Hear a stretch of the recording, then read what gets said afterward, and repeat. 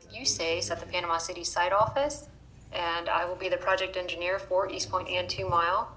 And I would like to start by going around and having everyone introduce themselves and their responsibility to this project. Since there's so many of us on here, I'm going to start with the Panama City site office, and then we'll go to Mobile, and then I would like to go to FDEP, followed by FWC, Franklin County Commissioners, and then we'll go to Hooks Dredging Company.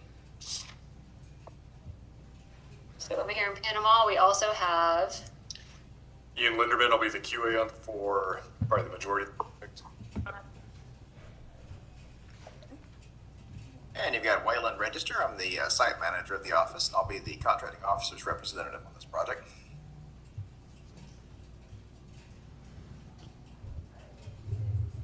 Thank you. I think that's everybody in the Panama City site office. So let's move on to Mobile. We'll start with you, Jake.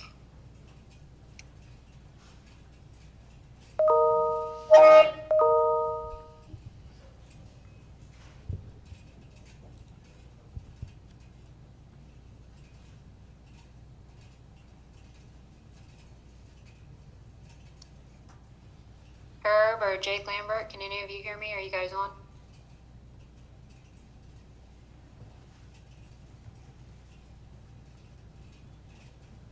We can hear you, Crystal. Okay. We'll go ahead, Lakeisha. We'll go ahead with your team then. Justin, Lakeisha, and Valerie. Say sites like that. I'm Justin Lashley. I'm going to be doing environmental compliance for 2 Mile.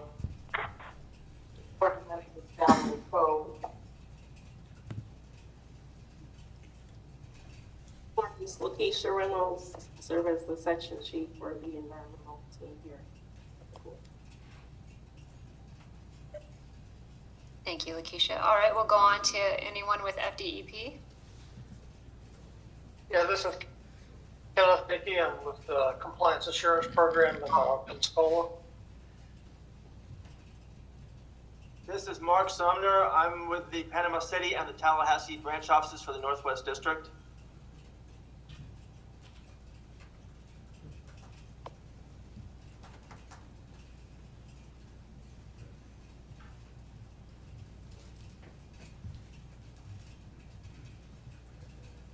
Thank you, guys. Anybody else from FDEP? Yeah, I think that's all of us. Okay, thank you, guys. We'll go on to FWC. We have Whitney on there. Whitney. All right, thank you, guys. We'll go ahead to Franklin County Commissioners. Yes, good morning. This is Chairman Ricky Jones from Franklin County. I also have with me at the meeting Vice Chair Bert Bolt and Commissioner Jessica Ward attending the meeting as well. Nice to have you here. Good morning, Ricky. All right, we'll go ahead on to Hooks Dredging. Grayson. Good morning. My name's Grayson Flowers. I'm with Mike Hooks, who will be the acting prime contractor on this job. I'm the project manager and will be the primary point of contact for Hooks. My name's Al Manancy. I'm with Mike Hooks, dredging operations as well. I'll be assisting Mr. Grayson Flowers.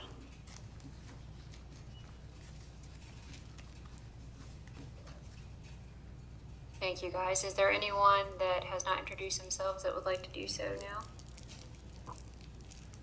Hello, this is Justin Chorlug with Coastal Dredging. We're subcontractor to Mike Hooks. Good morning. Thank you. And this is Nick Vitale, Regional Shortwave Biologist for FWC. Good morning, Nick. Thought you would be in here. All right. Hi, my name is Kyle with KB Compliance, Environmental Compliance Officer as well. Good morning, Kyle. And I just got a text from another personnel at Mike Hooks, our Chief Financial Officer, Mr. Jason Harmon, is on the meeting, but it's having trouble with audio. He wanted me to let you know. Okay, thanks, Grayson. Good morning, Jason. All right, great. So as you all know, Mike Hooks Dredging is going to be our main contractor for Eastpoint and 2 Mile. Our contracting officer is Sarah Logston. We'll go ahead and get into the general scope of work. The contractor shall furnish the equipment, materials, supplies, and manpower required to perform maintenance dredging of Eastpoint and 2 Mile channels in Franklin County, Florida. The planned sequence of locations includes Eastpoint Channel in Eastpoint, Florida, and 2 Mile Channel in Apalachicola, Florida. The work to be performed shall be done according to the plans issued and according to the attached schedule as directed by the Panama City Site Office. We'll go into permit and regulations. Copy of the permit is to be kept at the work site. FDEP personnel with proper identification at reasonable times and in compliance with USACE specified safety standards are granted access to the premises where the authorized activity is located. But please contact the Panama City Site Office to coordinate your site visits. At least 48 hours prior to the commencement of work, USACE will submit to FDEP a written notice of commencement indicating anticipated start and completion dates. After work is completed, USACE will submit a written statement of completion. Now, with that, our start date is set for October the 17th to begin in Eastpoint. I'd like to hand it over to Justin Lashley in our planning department. He's going to go through turbidity. And we'll go through the turbidity by project here, starting with 2 Mile Channel. Now, dredging is authorized 24/7, 7 days a week. It's expected to only occur during daytime hours, but there are some additional standards to be met if nighttime dredging occurs.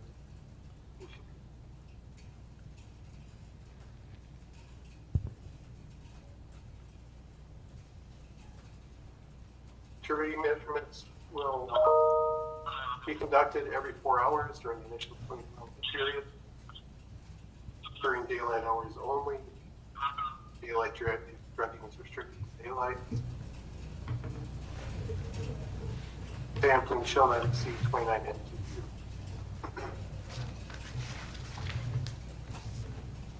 Turbidity monitoring will be conducted 2 times daily, 4 hours apart during daylight hours throughout the life of the contract. Background samples taken 100 feet up current of work site.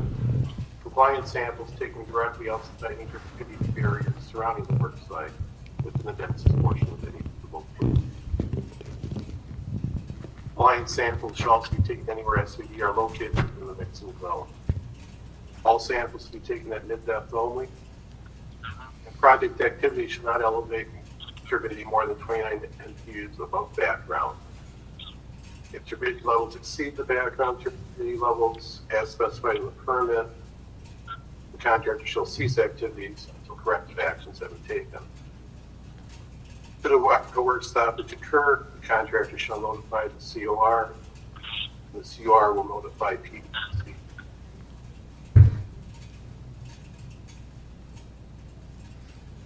Reports on turbidity monitoring shall be submitted to the COR and to PDC daily.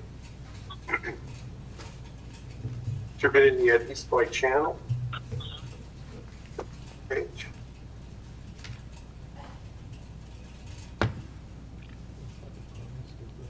Dredging shall occur approximately 12 hours a day or less. That is during daylight hours. Turbidity monitoring or turbidity shall be conducted twice daily, at least 4 hours apart for the duration of the project. Turbidity must not exceed 29 MTUs above background at the mixing zone. If there is any exceedance, operations may not resume until turbidity has returned to 29 MTUs above background or less at the mixing zone boundary. Background samples at 300 meters up current. Compliance samples at the boundary of the mixing zone at the thickest part of the turbidity zone. Samples are collected surface, mid-depth, and 1 depth above bottom, dependent on the depth of the area being dredged. Prior to initiation of any work, appropriate turbidity barriers for site condition shall be placed around the project areas.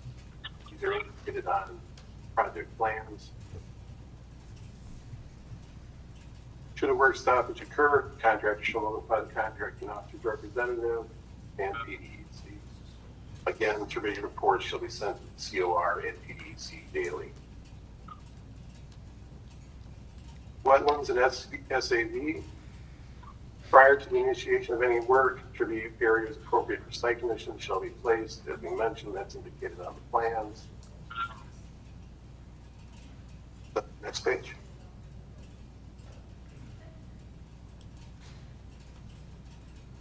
Turbidity control devices shall be inspected daily and maintained in good working order. No boat traffic or equipment shall be staged over or on SAD. All wetland areas, water bodies, and/or SAD shall be protected from erosion, sedimentation, sedation, scouring, etc. Cultural resources, this is for both Eastpoint and 2 Mile. Any apparent historical or archaeological items which are discovered in the course of removing material, placement activities shall be preserved and protected. The COR shall be notified, and Cultural Resources POC, when due shall be notified. Shorebirds, 2 Mile Channel. Bird monitors will monitor the upland placement area for potential bird flight hazards to aircraft during construction. They shall also provide active management of bird activity during construction. A notice to airmen detailing the project shall be issued by this contractor prior to construction. And reports detailing bird activity on the site, including potential activity that poses the potential for bird flight hazards to aircraft, shall be provided to you, safe to myself, on a daily basis.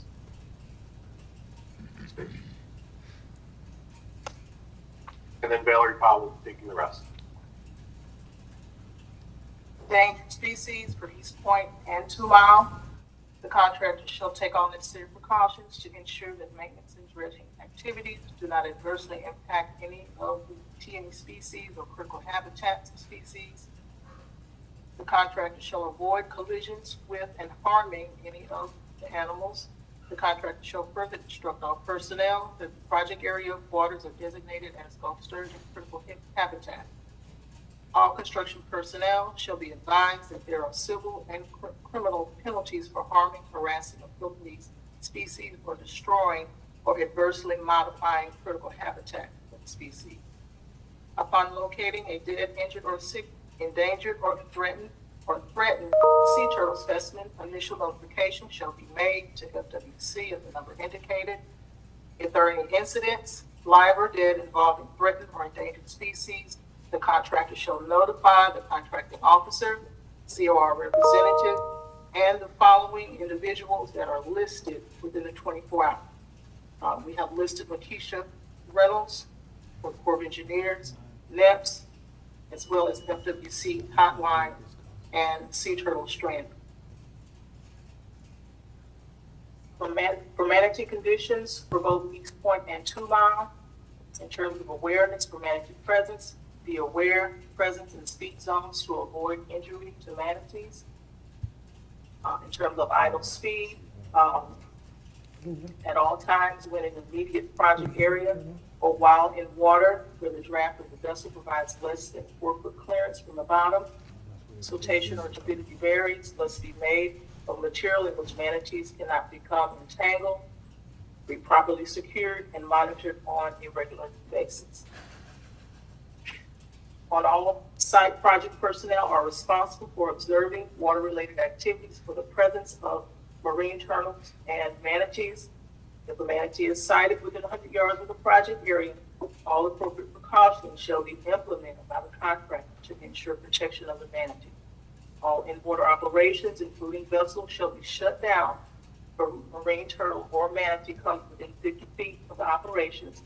Activities shall not resume until the animals have moved beyond a 50-foot radius of the project operation or until 30 minutes elapses if the animal has not reappeared within 50 feet of the operation.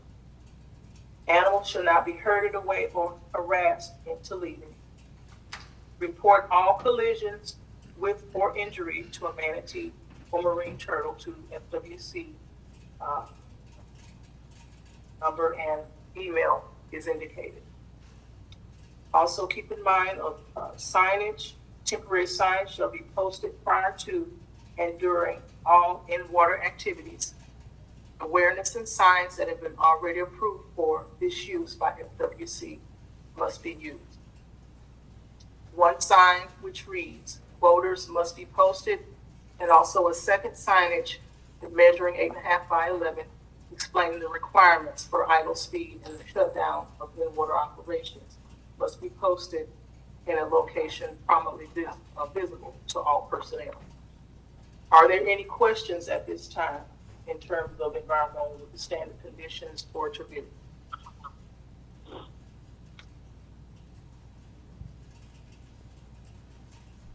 Do you have any comments from the resource agents?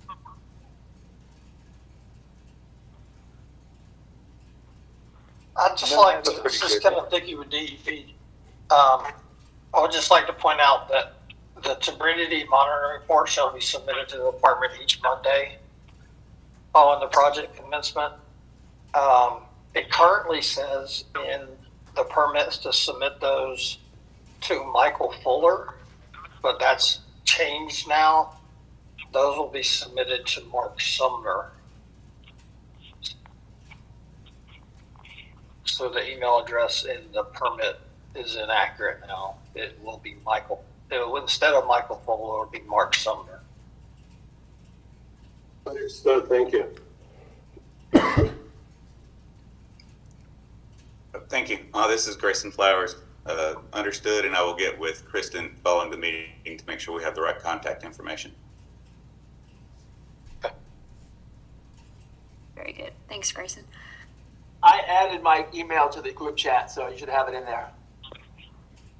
Thank you, Mark. All right, any other questions for environmental?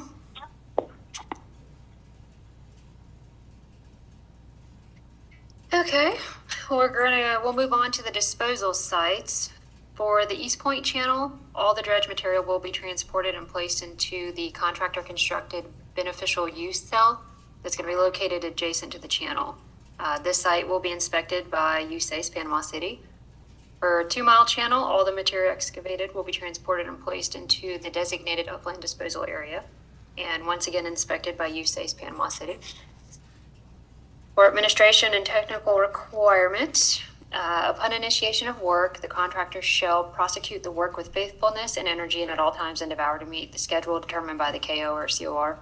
The contractor is expected to conduct operations 7 days a week, approximately 12 hours a day, including holidays. The contractor shall bear all direct overhead and collateral expenses incident to the operation, upkeep, and repair of all items of plant, and shall maintain the plant in a good state of repair. Equipment that the KO or COR considers is not performing satisfactorily will be repaired or replaced at the contractor's expense within 24 hours after notification. There shall be a designated plant fleeting area within 2 miles of the dredge in which all non-used portions of plant or floating pipeline shall be stored. Such areas will have upstream and downstream hazardous area buoys. The contractor will be required to conduct the work and store materials in such a manner as to obstruct navigation as little as possible. The contractor shall preserve and protect all structures, equipment, and vegetation on or adjacent to the work site which are not to be removed and which do not reasonably interfere with the work required. The contractor shall only remove trees when specifically ordered to do so. The contractor shall check all drawings and specs furnished and when received and promptly notify the COR if there are any discrepancies. They shall compare all drawings and verify figures before laying out the work. The government will monitor the contractor's performance in each functional area of the contract and reserves the right to use whatever additional surveillance procedures deemed appropriate. The contractor shall provide and maintain an effective quality control program that complies with the quality control sections of the contract. The contractor will be required to prepare and submit a daily report of operations as well as contractor's quality control report. Reports will be turned in daily to the quality assurance representative and picked up and reviewed at least weekly by the USACE project engineer. That will be me. The government will use the RMS system to assist in monitoring and administering the contract. The contractor must use RMS to record, maintain, and submit various information throughout the contract period. At a minimum for this task order, monthly pay estimates, exposure hours, submittal monitoring, and dredge reports will be uploaded electronically and updated throughout the life of the project. The contractor performance will be monitored throughout the project for compliance with the plans and specs, as well as compliance with environmental permit regulations. If the performance in any required service is unsatisfactory and poor performance is the fault of the contractor, The government will either request that the work be redone at no expense to the government or deduct the cost of having another party perform the work. For safety provisions, the contractor is responsible for performing all work in accordance with the contractor's approved APP as well as the Corps of Engineers Safety Manual. All job site accidents must be reported immediately. All accidents must also be investigated by the involved employee's immediate supervisor and reported in writing to the government within 24 hours of occurrence. Monthly exposure reports are to be attached to the monthly billing request each month. The contractor must submit these reports digitally via QCS and also provide a signed hard copy. Any floating pipeline crossing, you'll have 2 stacked red lights at either side of the passageway. The crossing pipeline shall have the capability to quickly be disconnected to allow safe vessel passage. Lights shall be marked as required by the Coast Guard and approved by the QAR. Submerged pipeline crossing. Pipeline must be constructed so that the pipeline offers safe passage to usual vessel traffic. Have 2 stacked red lights at either side and must be 1 meter above water surface. Additional special contract requirements. We'll go into payrolls and basic records. The contractor shall electronically submit weekly for each week in which any contract work is performed a hard copy of payrolls to the contracting officer. Project signs. Install project signs at all public boat ramps in the area. Provide maps showing project sign locations. Mark, thank you. As for surveys, the contractor shall have a qualified surveyor on site during daylight hours to perform verification surveys at the government's request. BD surveys shall be performed by the contractor 2 to 5 days prior to the commencement of work. BD surveys will be performed on 100-foot increments. Your AD surveys shall be performed by the contractor to determine the actual work completed and assure the quality of the work performed. Again, AD surveys are performed on 100-foot increments. Survey submittal package shall consist of plan views, cross sections, and quantity data, CD, data disk, field notes, whatever, and scrolls. Okay. Inspection of equipment, safety inspection, clearance to begin work. Inspections performed by the government do not relieve the contractor of his responsibility to perform his own inspections of the plant to assure a safe working environment at all times in accordance with the specs. And once again, the goals of partnering are to bring the project in on schedule and within budget, to complete the job safely, and establish open communication to avoid litigation. The contractor should bring to the government's attention and writing any issue of concern before it becomes a problem, not at the end of the contract. And we'll go ahead and open the floor for any questions you guys may have.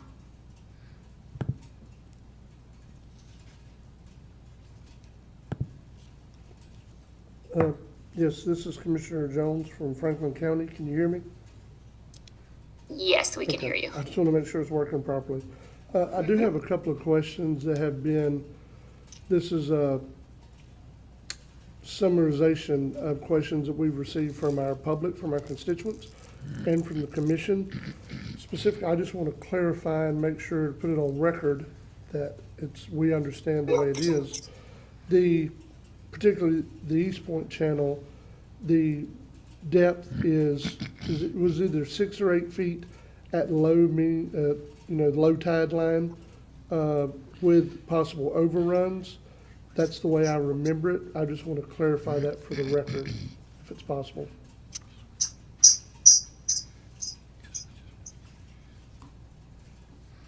Got it. Good question. Yes, it is. The required is 6 feet. Okay. Yeah.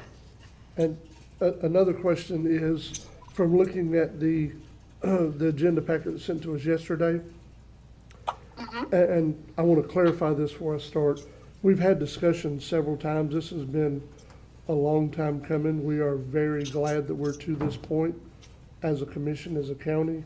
The last time the Eastpoint channel was done, this is a matter of just personal privilege.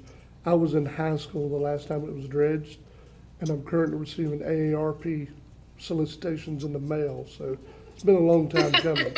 Just want you guys to know that we're glad to be to this point.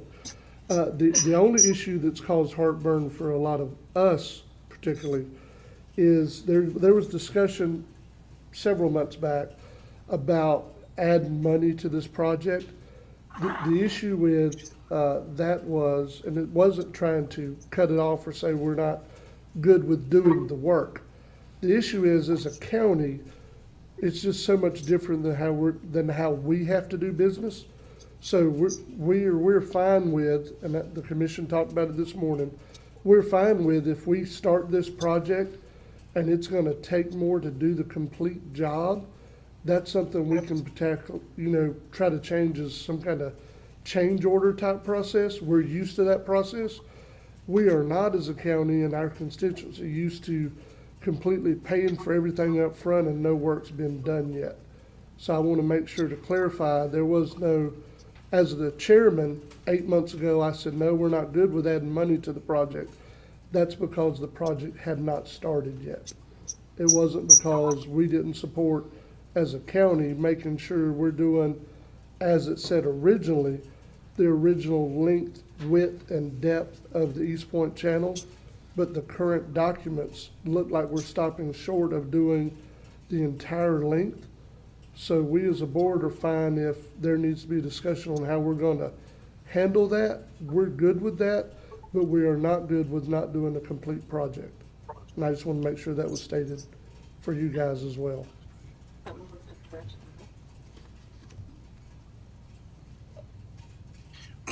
I think we may have to have an offline discussion. That's fine. There. That's not a problem.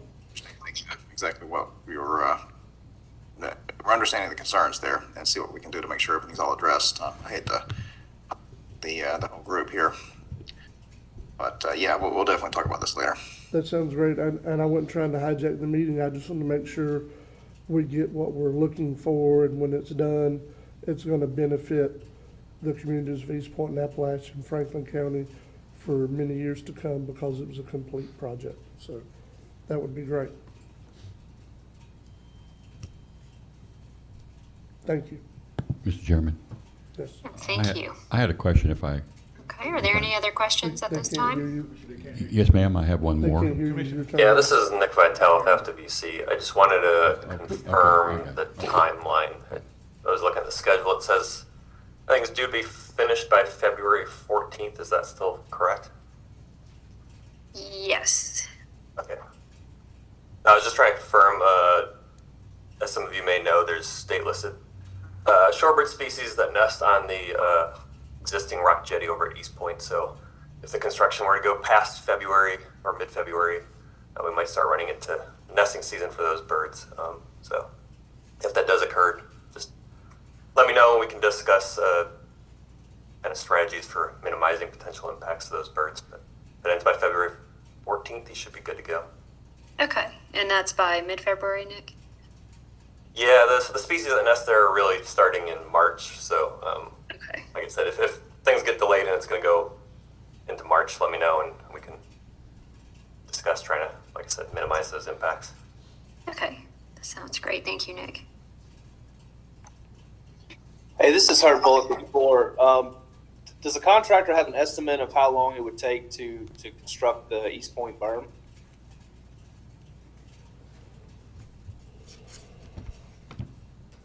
Grayson, are you on still? This is John. I was trying to. Oh, there we go. Somebody else. Yeah, this is John Wilson, Wilson Coastal. You're looking at about a little over a month to do to build the levee. About 35 days. Got it. Thank you. Do you have any other questions for him, Herb? Yeah, early on we discussed, I know the 2 mile portion has the upland site had some maintenance that needed to be performed before we could place material there. The county offered to help out with some of that maintenance. Have we looked into that? Is the county still on board for that? Do we need them? I think at this point, about all they can do with it.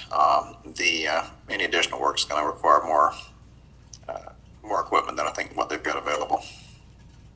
Do we have good drainage from the site to through that ditch to the outflow for dewatering? I think once the water leaves the site, it should be pretty good. Okay.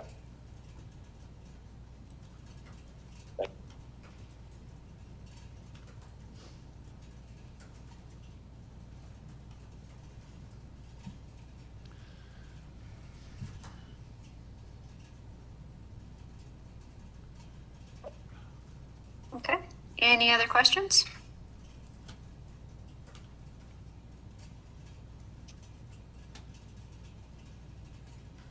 How are we looking with the FAA pre-survey of the upland site? We have contracted with ERS Environmental out of Jacksonville. They are an FAA qualified, I forget the acronyms, qualified wildlife.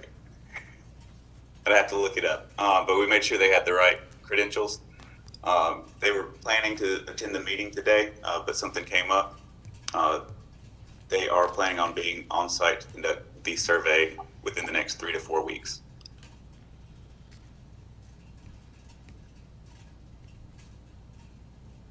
Thank you, Grayson.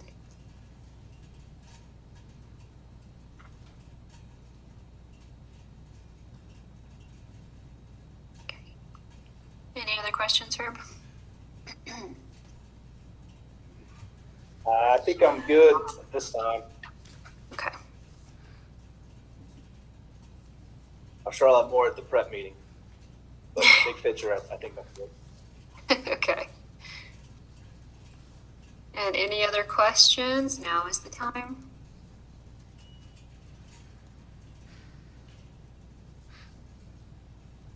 Okay. Well, this concludes our pre-con for Apalachicola and Eastpoint and Franklin County. And thank you all for joining in today. And I look forward to this project coming up.